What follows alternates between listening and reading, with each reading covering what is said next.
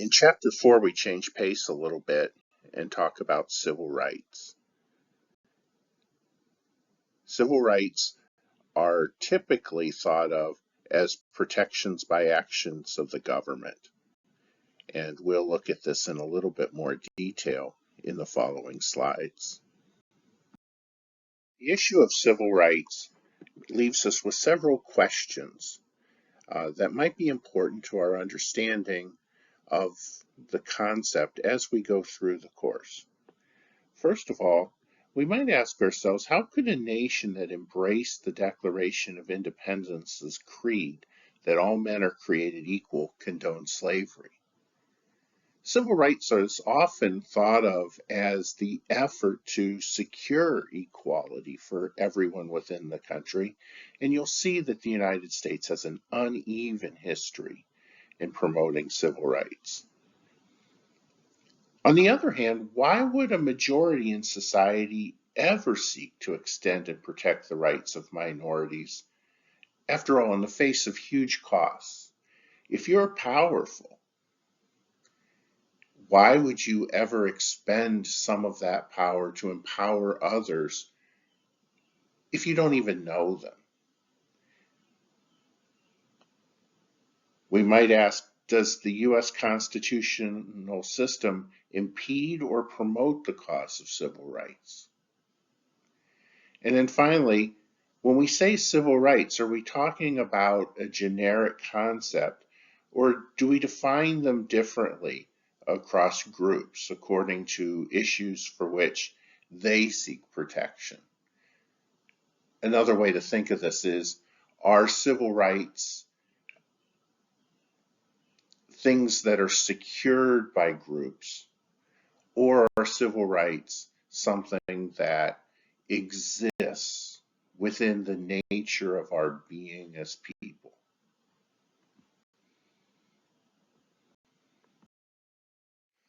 Our first step should be to define civil rights. Americans have applied the term civil rights and civil liberties in a variety of ways to a variety of rights and privileges. Civil liberties are the Constitution's protections from the government, from government power. Government may not do these things. Some examples might be freedom of speech, freedom of religion, or even the right to privacy. Typically, violations of these liberties occur when some government agency or state or federal agency tries to overstep its authority.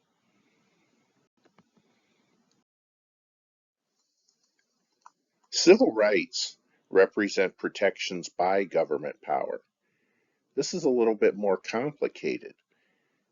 On the one hand, it's easy to conceptualize things that the government is not allowed to do. But what about the things that government is required to do to protect people? Things that the government must secure on behalf of its citizens. In colonial times, these civil rights were often referred to as civic rights, and they fought for these during the Revolutionary War. Ideas like no taxation without representation. Come a long way, though, in what we mean by civil rights from the earliest days of the American Republic. Civil rights today also include the rights of individuals in their relationships with others, to live free from bondage and intimidation. After all, the powerful are protected almost exclusively by civil liberties. If you're powerful, then it takes the power of government to restrain you. However, if you're weak, you need more than to have the government leave you alone. You need the government to protect you. The right to enter into contracts and own property. Perhaps in a day when so many people rent, when so many people see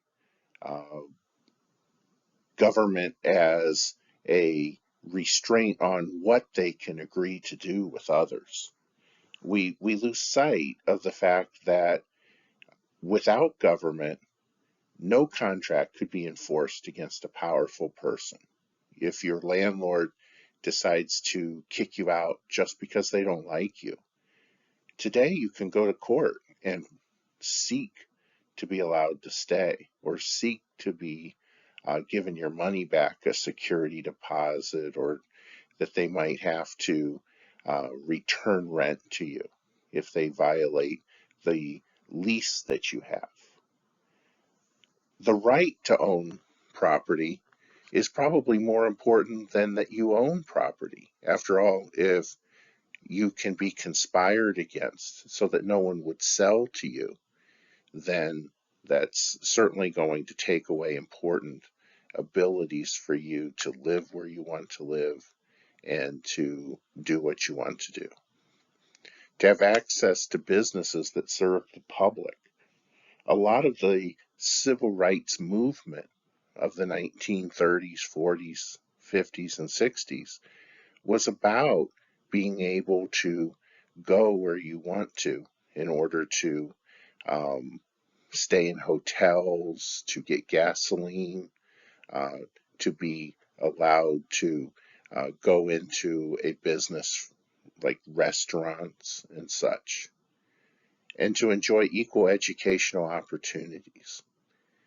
This is not an exhaustive list of civil rights, but think of how little we would have in terms of civil rights without at least these, and how at times in American history these were not protected civil rights.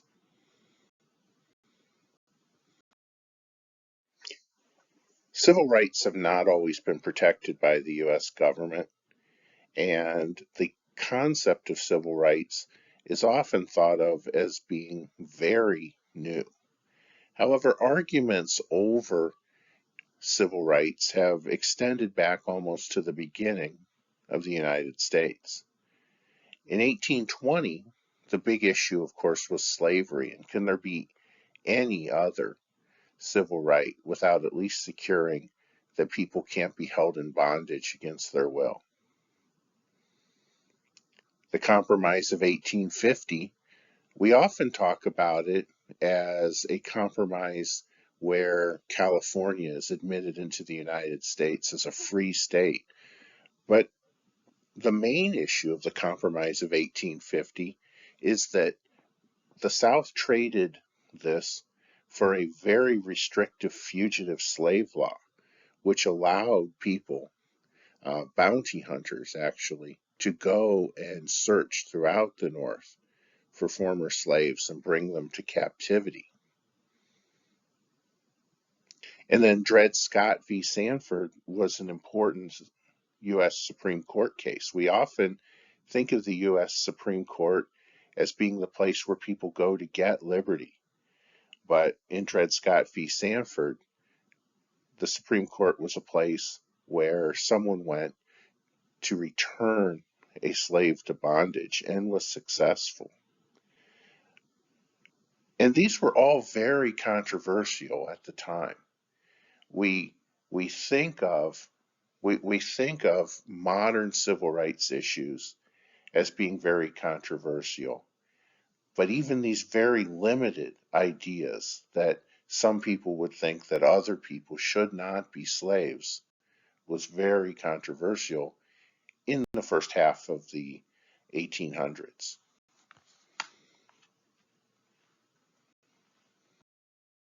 For many, though, civil rights became an issue following the United States Civil War.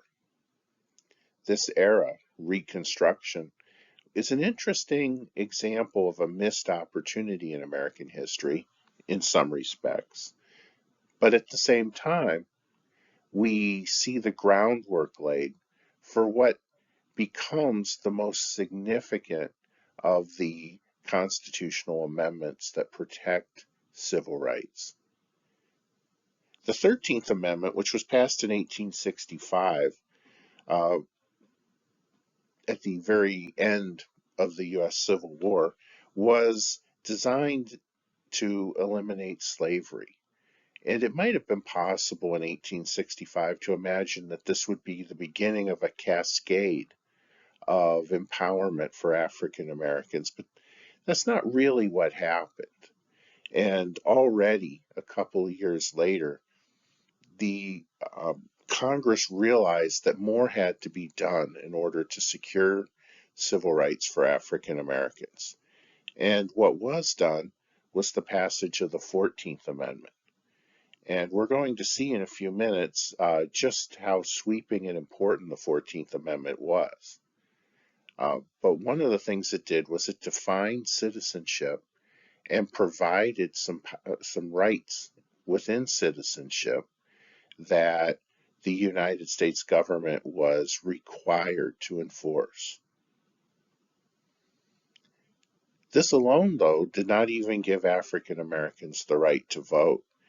And by 1870, as Reconstruction was starting to fall apart, it was very unpopular in the South, of course, where the powerful former slave owning interests were trying to rebuild the South and trying to rebuild the South as a mirror image of what it had really been before. Uh, the the rights of African Americans were greatly in danger, and the states had found ways to keep African Americans from voting, often through intimidation, but also through the law. So in 1870, Congress passed the 15th Amendment, and this formally gave African Americans the right to vote, though we will see that in practice, many African Americans, or even most African Americans, were excluded from the voting rolls for many years. And then finally, in 1878, we see the collapse of Reconstruction and a law passed by Congress that banned the use of the U.S. military uh, within the United States in order to help secure civil rights, or really for any purpose. We see an era now when if you wanted to do anything to promote civil rights, the very most you could do is use a National Guard. The U.S. Department of Justice was created to enforce civil rights, and it was also largely banned from working in states where it wasn't welcome, which is to say the states that most wanted to abrogate civil rights.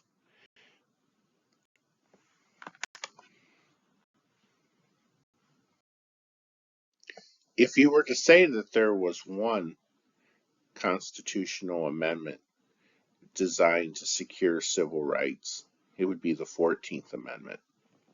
The 14th Amendment introduced a straightforward definition of citizenship that included former slaves. There's been some argument in recent years as to just how far the rights to citizenship for all people who are born or naturalized as citizens of the United States extends. But this sweeping language was designed to make sure that states could not take away the right of citizenship for African Americans. That others are swept into this is, I suppose, a benefit. Um, but certainly there was the well-founded fear that if states were allowed to define membership, or sorry, citizenship, right, membership in the political community, then they would certainly try to exclude African Americans. But the right to citizenship doesn't really mean a lot unless we also define what those rights entail. And so the 14th Amendment describes due process, the rules that are required before life, liberty, and property can be taken away from someone, and the concept of equal protection under the law. And these due process and equal protection elements of the 14th Amendment often are what we or what we mean when we're talking about civil rights.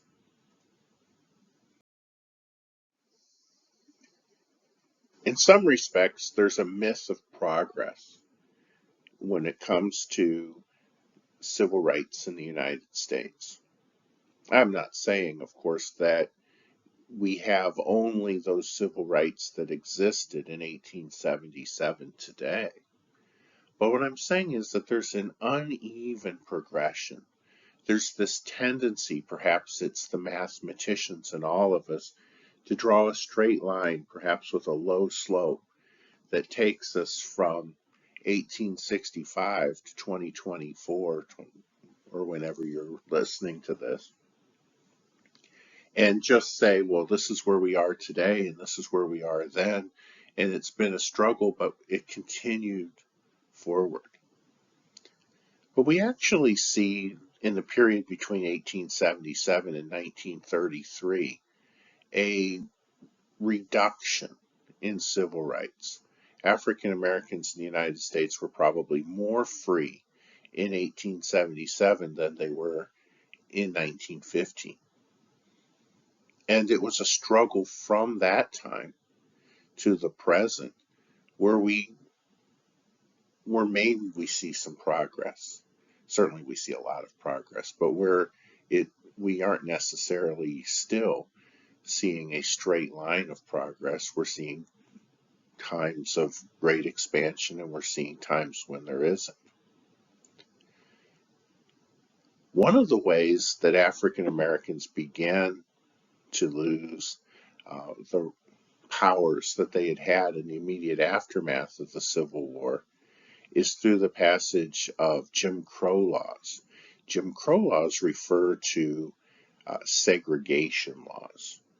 Segregation laws were designed to separate the races on political level, on a social level, and an economic level. And because of these laws, what we often saw was that African Americans had very few rights. None of this, though, could have happened if there hadn't also been a systematic attack on voting rights. African Americans were represented in the constitutional conventions of the southern states that reconstructed or recreated those state governments following the Civil War. But what you see in this period, especially right around the beginning of the 20th century, that few or no African Americans served in southern state legislatures. Now, it is also true that very few African Americans served in northern state legislatures, and I think that northern states often were self-congratulatory in what they had done without having to actually have addressed any of these issues themselves. And the right to vote can often be thought of as being lost in two ways: in extra legal or illegal ways, and in the legal process that occurred following the securing of power by the segregationists after, through illegal means. When we refer to the rights of African Americans to vote, we often talk about it in terms of the franchise. The franchise is just the term for the right to vote by African Americans as a class. And the right to vote was systematically destroyed in the period after the end of the Civil War. In some ways, we undercut the real drama here by talking about the law. I should absolutely say to you right off that terrorism, intimidation, both economic and physical, um, were important aspects. But probably the thing that is most offensive to the legal scholar is probably all of the ways that the law was used against African Americans. But maybe on our level, maybe we should also never forget that, terrorists in robes and uh, bosses saying, don't bother to show up to work if the right person doesn't win. Or if we see you voting, you could be in a lot of trouble. And there's a lot of bravery. We're not saying that every African American gave up. There was a lot of examples through American history of African Americans doing extremely difficult things in order to be allowed to vote. But you don't need to stop everyone from voting in order to make an election meaningless. You just have to stop a large number. For instance, if there's 100 people who oppose me and 30 people who support me, I really only need to keep, say, 75 people from voting if they're the right 75 people. One way that the power structure in the South uh, was able to keep African Americans from voting was by creating a political party, the Democratic Party, and treating the political party not as a part of the government, but rather as a private organization. And then setting the rule of the private organization that only white people could belong to it. So the Democratic Party in a state might be comprised only of white voters. And so then when the nomination was made, it would be made by those people who'd been selected to be part of this group. And this is very effective at getting the nomination. But then how do you make sure that the segregationist who you've just nominated is going to win? Well, one of the main things that they did was they passed a poll tax. Again, this makes sense in some ways. You say, well, if we're going to have an election, let's have the election pay for itself. So every person who wants to vote should pay a small fee to be allowed to vote. And what often happened was that they set up the poll tax, not usually a large tax, but it was cumulative. So if you missed a tax one year, you weren't allowed to vote later until you paid it back. So let's say I charge you $50 to vote. Well, remember that most people in the South at the time did not see $100 in actual cash in a year. But let's say in today's money, you saw $50 in cash. All of you probably have access to that much right now. If you had $50 to vote, uh, you're giving up something else that you value. But some elections, presidential election, maybe that'd be worth $50 to vote. On the other hand, what about what about the election for mayor of Kennesaw? Maybe you don't care $50 worth who's the mayor of Kennesaw. But if you don't pay the $50 to vote there, then you owe $50 before you're even allowed to vote in the next election. So in the course of a typical year in Georgia, well, we vote like 4 times for president in the primary runoff, and then the general election. So by the election day, that'd be $200 it would cost you to vote. And if you didn't pay it this time, when you want to vote for senator next time, that's going to be $200 plus however much you're paying that next year. And the worst part about it, they would usually charge this in the summertime before farmers had the chance to have their crops come in and they'd have some cash. So typically what this was designed to do is keep almost all poor people and African Americans from voting. They also had property requirements.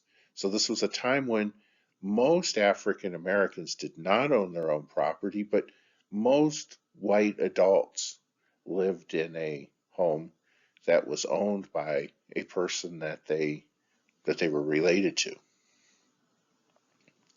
This was particularly effective in Georgia, and and Georgians often thought of themselves as being more genteel than others in how they disenfranchised African Americans.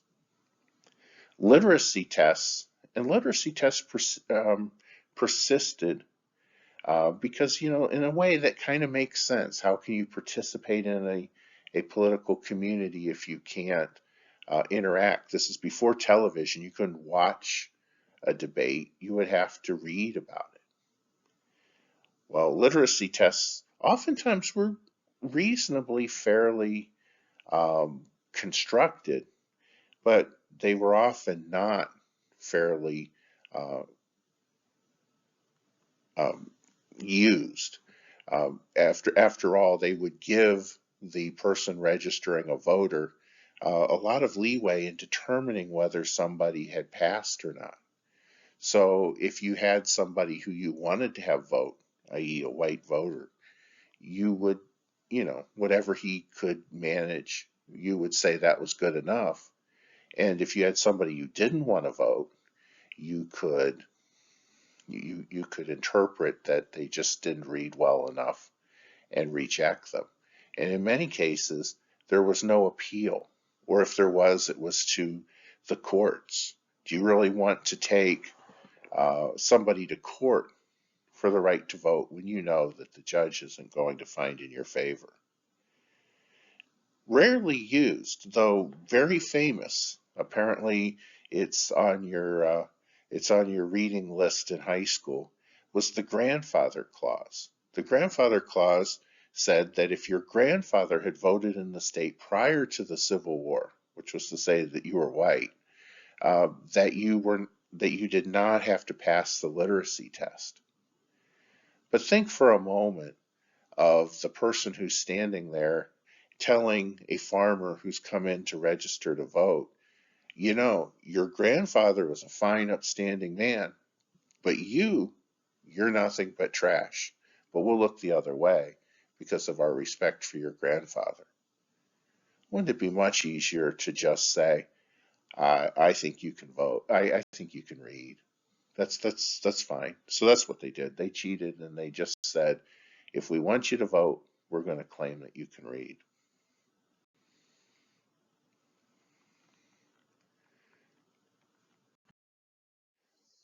Once you set up an unfair electoral system that guarantees that pro-segregation legislators will win every time, then you can start to pass laws that create segregation. And this was done in the South. In a very big case, Homer Plessy was an African American, today we'd say a mixed race individual, who was traveling from the north to the south.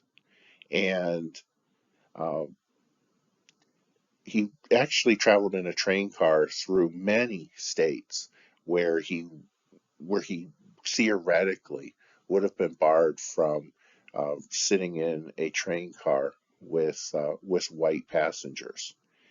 However, he was able to buy a ticket in Illinois, and he started south, and he wasn't challenged. Missouri had a law that segregated the train cars, but had a rule that if you were already on the train car, they were not going to evict you from the train car that you were on.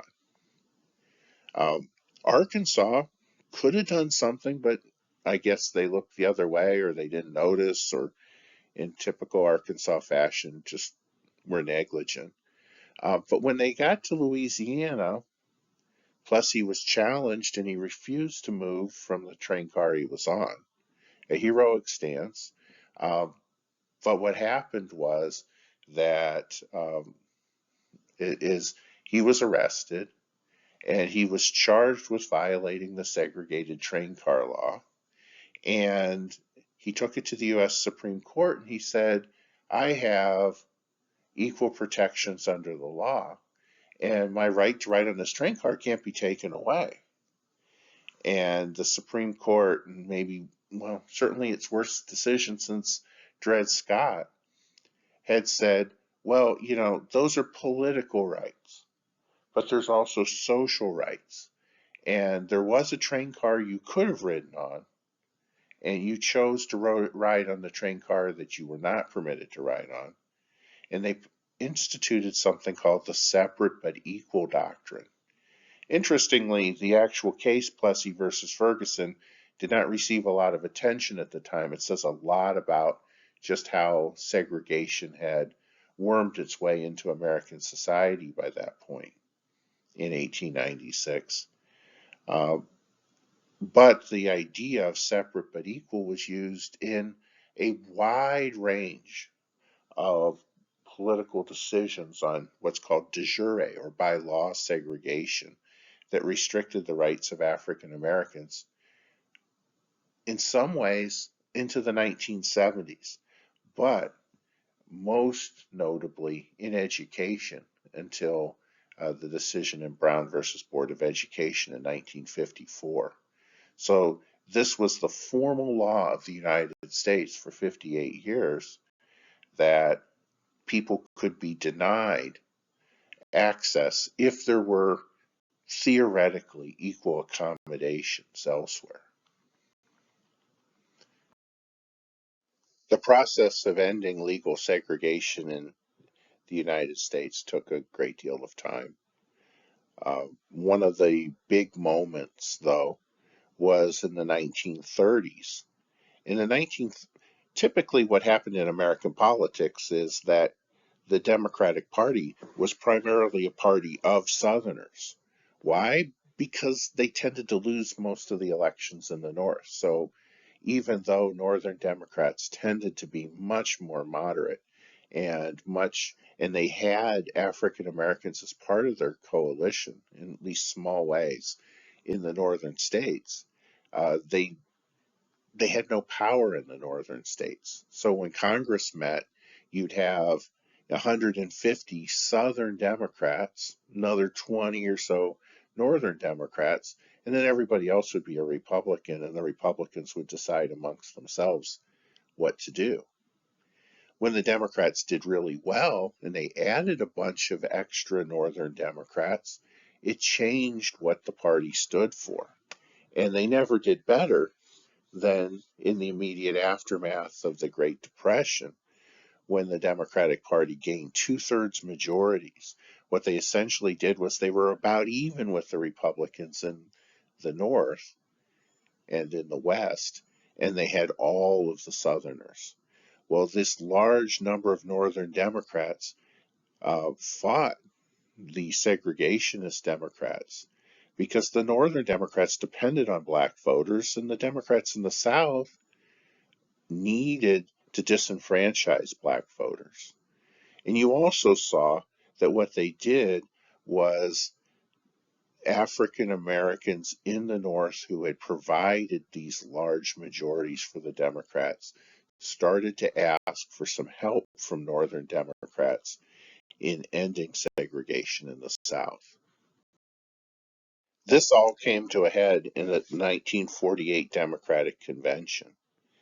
The 1948 Democratic Convention actually got rid of the Democratic Party's pro-segregation platform. Before 1948, the Democratic platform said that every state should get to decide the issue of segregation for themselves. Along with this, the NAACP, which at the time was primarily an organization of lawyers, began to sue in order to achieve equal rights by saying, look, you said separate but equal, but we do not have equal accommodations.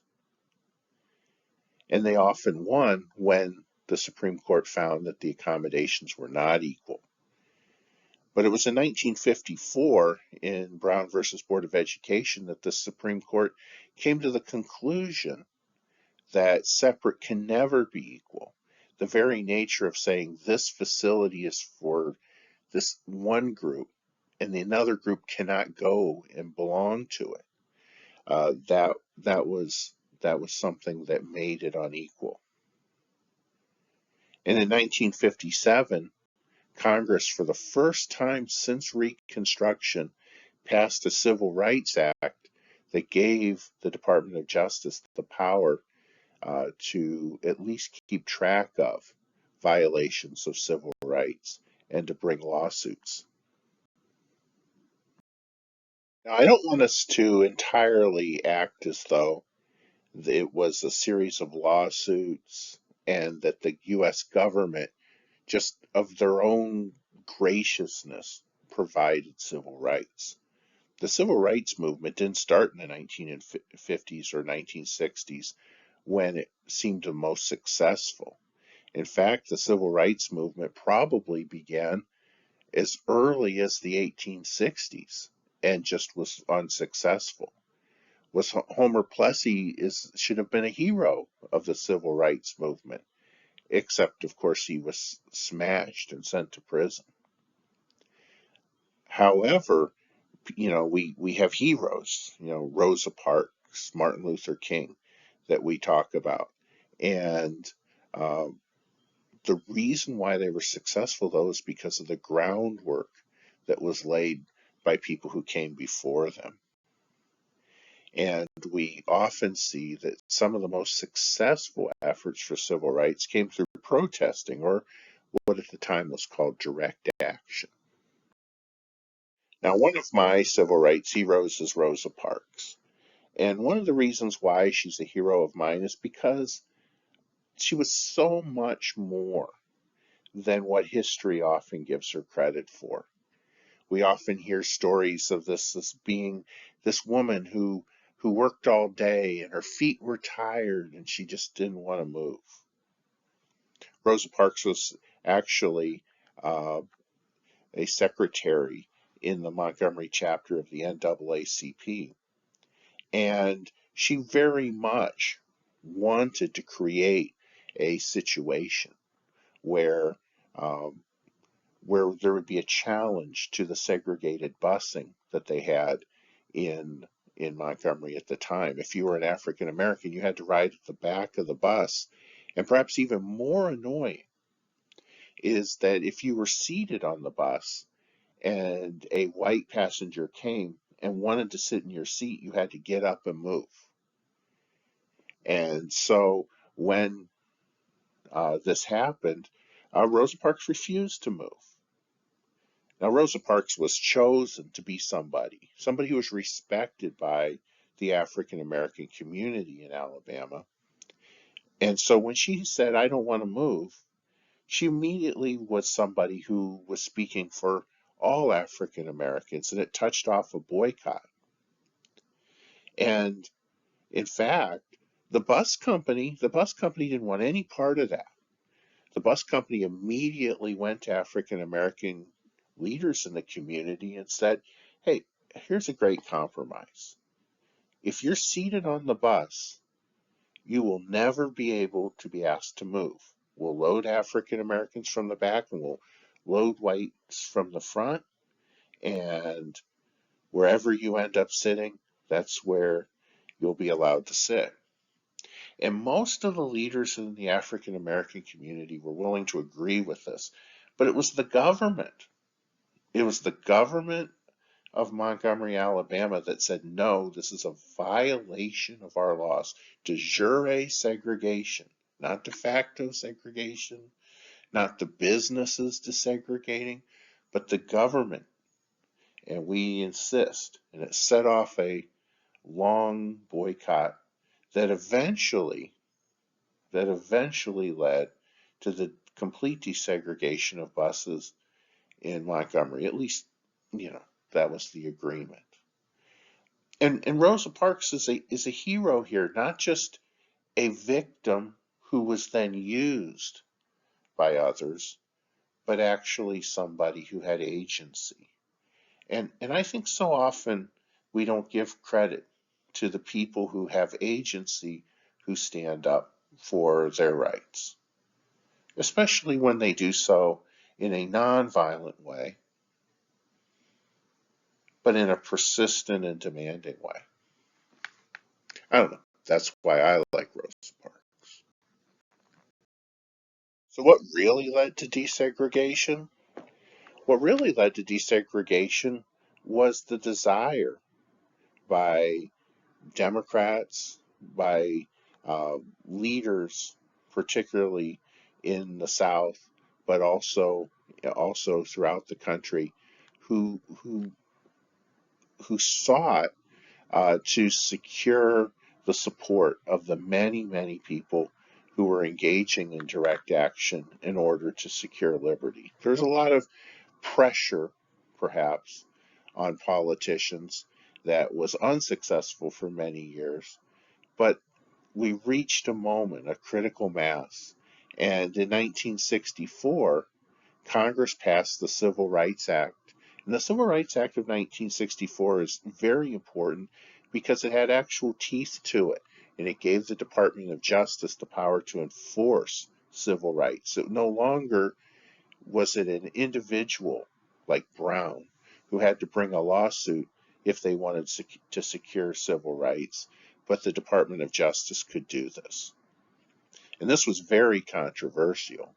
In 1964, uh, it there was a break away from the Democratic Party in the South, and the Republicans had chosen a candidate named Barry Goldwater. And Barry Goldwater, although not personally a segregationist, Barry Goldwater was one of these intellectual types who never pays attention to what effect what they say has on people.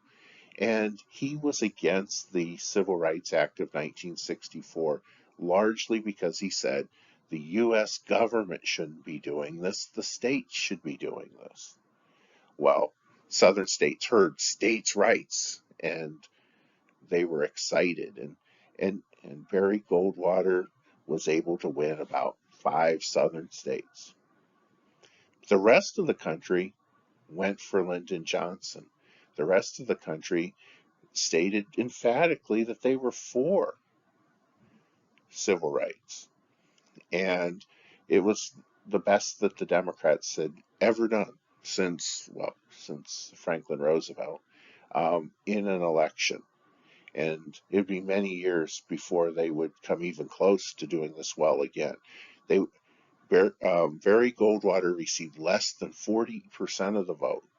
And if you notice in American elections, when one candidate gets over 60% and the other gets under 40% in a presidential election, that's an amazing landslide that's only been matched a couple times in American history.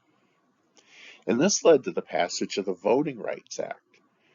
Lyndon Johnson came back to power, and he passed the Voting Rights Act of 1965, which gave the U.S. government the power to ensure that African Americans were allowed to vote.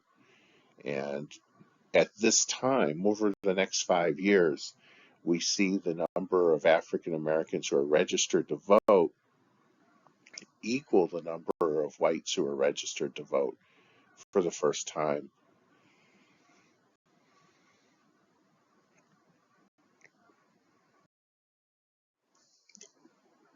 In many ways, the effort for civil rights for African Americans lost a lot of momentum after that. Some of this was because when you start talking about social and economic equality, you start to create this conflict, right? Wealthy people can say whatever wealthy people want to say, and then different groups of them uh, pit poor people against each other based on race. And we saw a great deal of that in the 1970s, 80s, and afterward. We also see that busing, which was a way that was being used to end de facto segregation of schools. The idea being that schools would be segregated not based by law, but based on where people lived. So if the boundary for one school district was, set where all the white people lived, and the boundary uh, for a segregated school where all the black people in a state lived, I'm sorry, in a city lived, that quite often that this would lead to two segregated schools just as much as if you had set a law that said whites and African Americans can't go to school together. So what they did was they said, well, if you have two schools like that, then you have to bus some of the students from the one school to the other and vice versa. And this was very unpopular in many of the segregated northern cities, particularly. Right, the northern cities hadn't really been through much of the, um, through the civil rights um, battles to that point, and you saw many people in the North were against it, which of course gave some comfort to people in the South. And you saw that many people who spoke out against busing began to win elections in both the North and the South.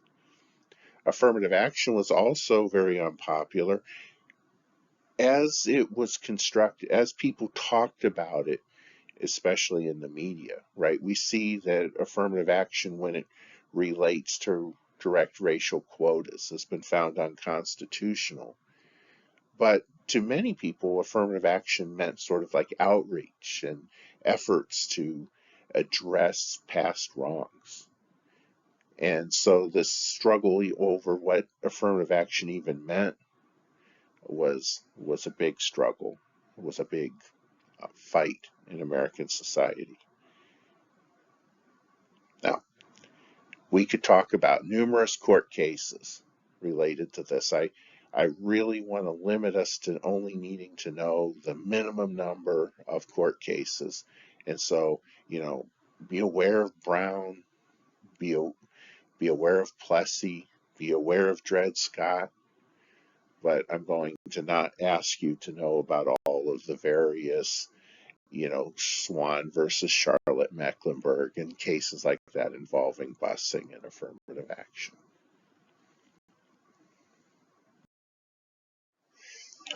I've spent a great deal of time talking about civil rights as they relate to African Americans, and it's certainly a compelling issue that I could have spoken about even longer. However, we shouldn't forget that civil rights for other groups also have been major issues in American political history.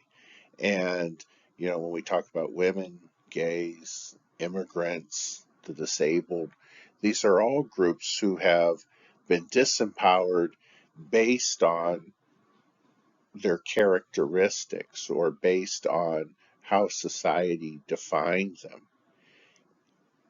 And the struggle to be treated equally in those areas, those many areas where they're just attempting to proceed as other people within society have been. We often talk in terms of suspect classifications.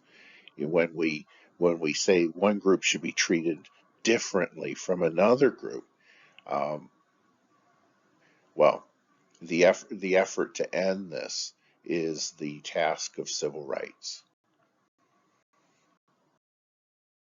Now, the potential to talk for an hour about the about equal rights for women is very much there. Needing to keep it short, right? Uh, we can talk about two important areas: suffrage and discrimination. Suffrage is another term that was more popular in the 1920s, or actually, really the end of the 19th century into the early 20th century, uh, for the right to vote. So with African Americans, we called it the franchise. With women, we call it suffrage. Don't confuse with suffering. Suffrage is the right to vote.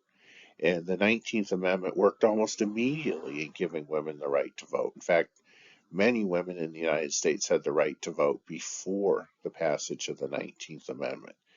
It's a sign of the difference between African Americans and women, perhaps, that um, that the 19th Amendment made fact what the law had said, that women did have the right to vote, and they almost immediately voted in numbers that were the same as the number of men who voted. With women, though, we do see a persistence in discrimination, right?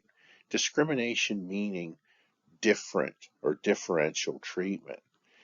Even if we were to take away the loading of that, uh, we can certainly see that women and men in American society have been treated differently. There was an effort to pass an Equal Rights Amendment in the 1970s that ultimately failed.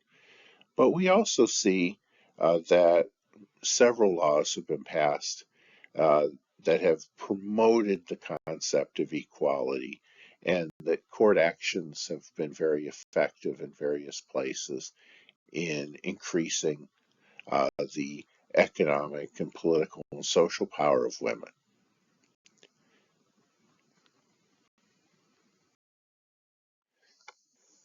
Another group that has uh, gained a lot of attention in recent years after many, many hundreds of years of not really being thought of as a group that would qualify to have civil rights protections.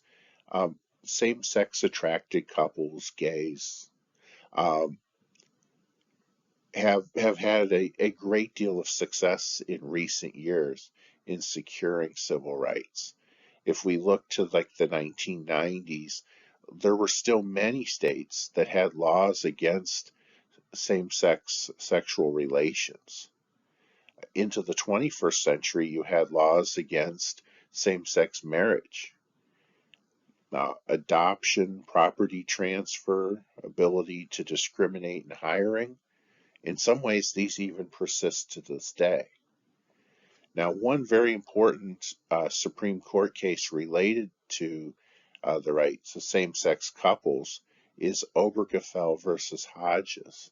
And Obergefell versus Hodges is the one that struck down um, the last of the barriers to same sex marriage.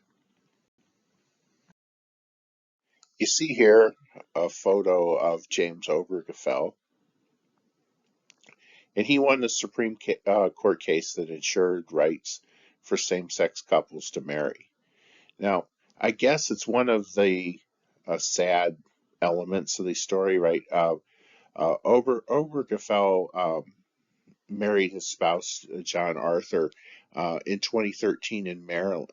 But he was seeking, unfortunately, to have the right to be recognized as Arthur's legal survivor by the U.S. government. The problem was that when his partner died, uh, Maryland said yes, but the U.S. government said no. And the ensuing case said that the United States had to recognize same sex couples and allow them to marry.